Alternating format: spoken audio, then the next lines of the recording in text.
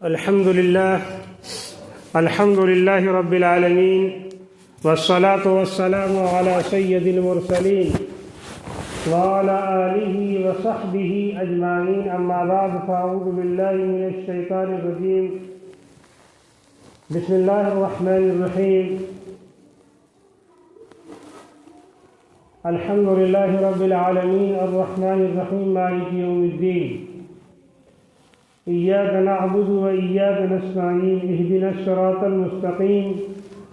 صراط الذين أنعمت عليهم غير المغضوب عليهم ولا الضالين آمين رب اشرح لي صدري ويسر لي أمري واحلل عقدة من لساني يفقهوا قولي رب اشرح لي صدري ويسر لي أمري واحلل عقدة من لساني يفقهوا قولي رب اشرح لي صدري ويسر لي أمري واحلل عقدة من لساني يفقهوا قولي درود پڑھ لے اللهم صل على محمد وعلى آل محمد كما صليت على إبراهيم وعلى آل إبراهيم إنك حميد مجيد اللهم بارك على محمد وعلى آل محمد كما باركت على إبراهيم وعلى آل إبراهيم إنك حميد مجيد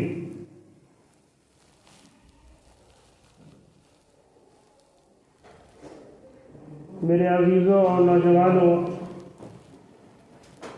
اور قابل احترام بزرگوں اور دوستوں،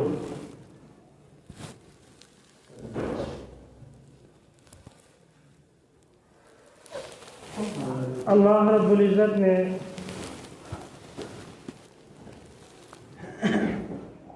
دنیا میں ہم سب کو بھیج دیا ہے اور بھیجا ہے ایک بہت کم عمر دے کے، بہت قلیل مدت دے کے اللہ نے دنیا میں بھیجا ہے،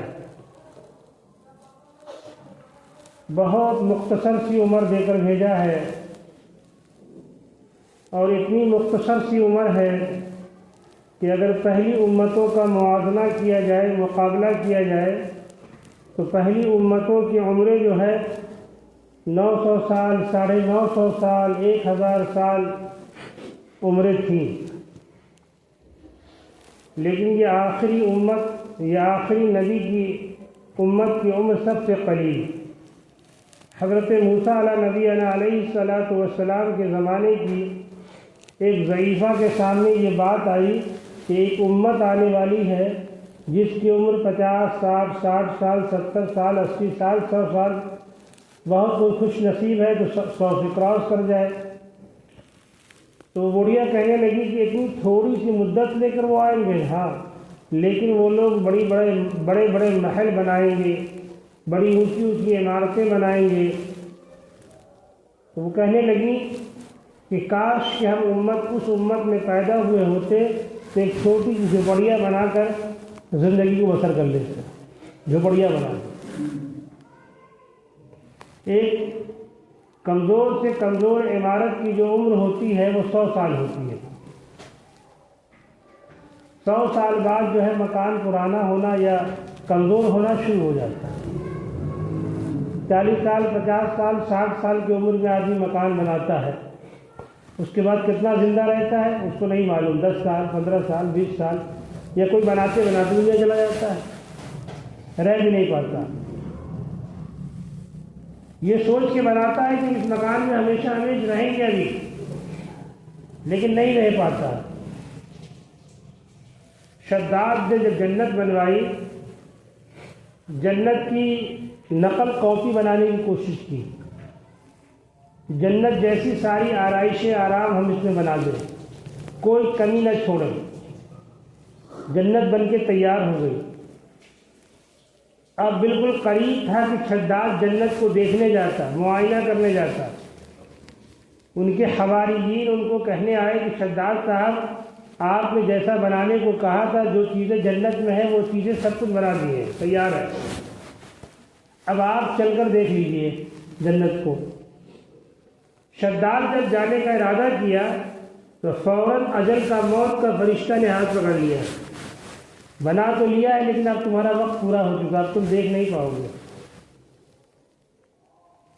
اب دیکھنے کی مہلت نہیں ہے، اب دیکھ نہیں پاؤ گے، فوراً فرشتے نے روح کو قبض کر لیا اور مر گیا، وہ چلا گیا دنیا سے۔ ہارون، قارون، شداد یہ دنیا کے نمونہ ہے، قرآن نے ان کو بیان بھی کر دیا ہے کہ دیکھو جتنا مال ان کے پاس تھا تمہارے پاس ہے، جتنا خزانہ اس کے پاس ہے تمہارے پاس ہے، جتنی طاقت ہم نے ان کو دی تمہارے پاس ہے، سب کی طاقت کو ہم نے ملیا میٹ کر دیا۔ فرعون جو اپنے آپ کو انا ربکم الاعلی کہتا تھا کہ میں سب سے بڑا پروردگار ہوں،